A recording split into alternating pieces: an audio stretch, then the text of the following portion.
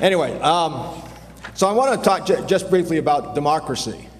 Democracy, as you know, was feared by the founders, and so we replaced it with something called representative democracy.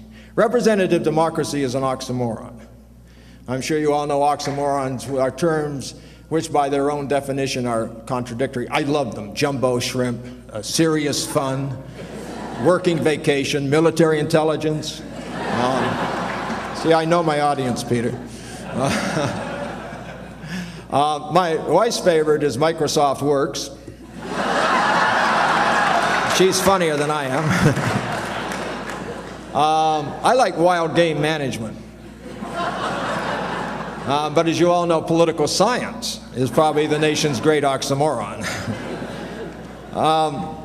But real democracy, as practiced by the Greeks and is performed around the world now in many contexts that we don't know anything about it because they're all together now, too small, is democracy. Everything else is a substitute. And real democracy entails face-to-face decision-making. And that's about it. But that's huge. Democracy must be face-to-face in a small community, and it requires a decision. Lots of political scientists are writing about deliberation now.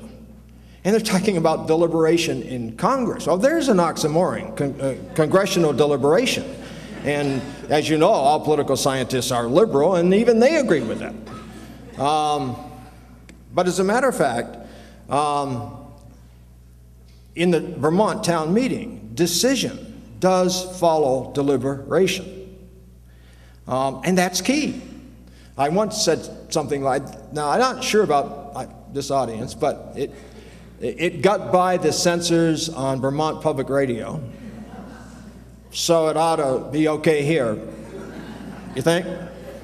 I said there in one of my commentaries, I've got to get this right now because if it goes astray it could be really bad, that decision after deliberation in a democracy is like sex.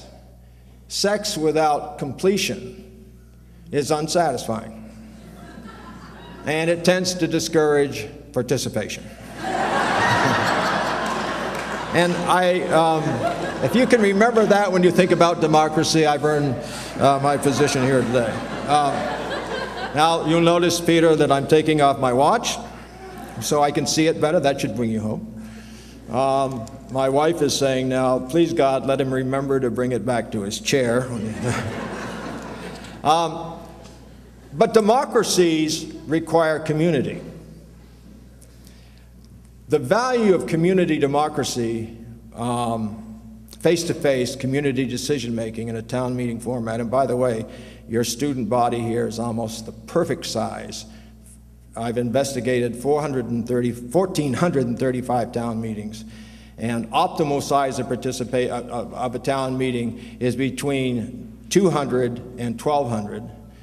Any town under 2,500 can practice as well. You can get away with it up to a town of 5,000, but as Robert Gannett will tell you, after 5,000 you have to start thinking about other forms. But in a small community, democracy has two values. One is the inherent values it has for citizens.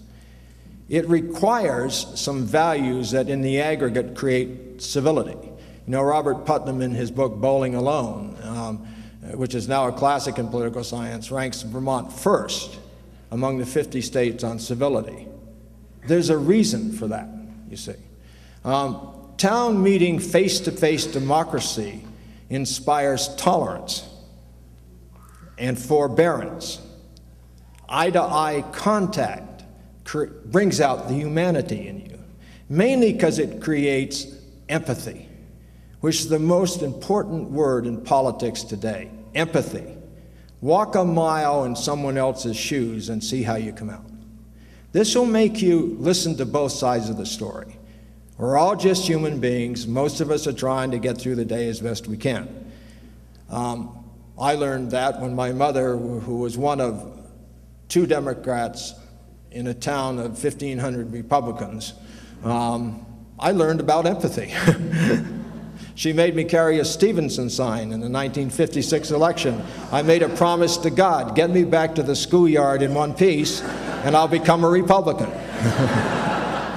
I did for a while, just to much to the consternation of one of the members of your board of trustees here, my friend Peter Mallory.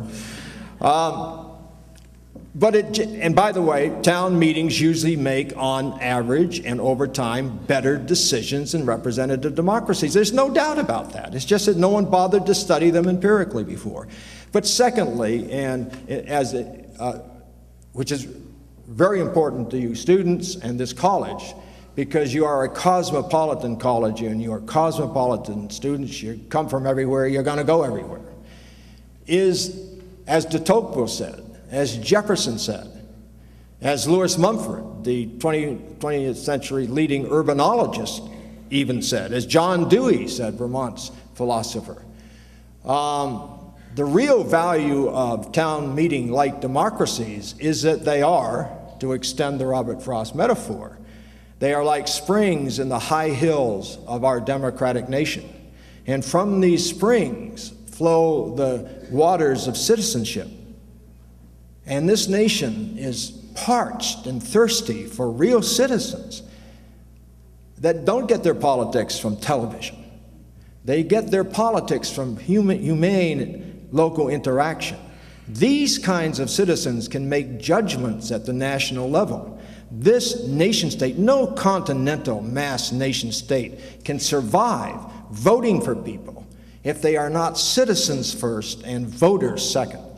As Benjamin Barber Rutgers says, voting, just voting, is the thinnest and least qualitatively important act of politics, especially if you're not trained in the humane politics of civic interaction.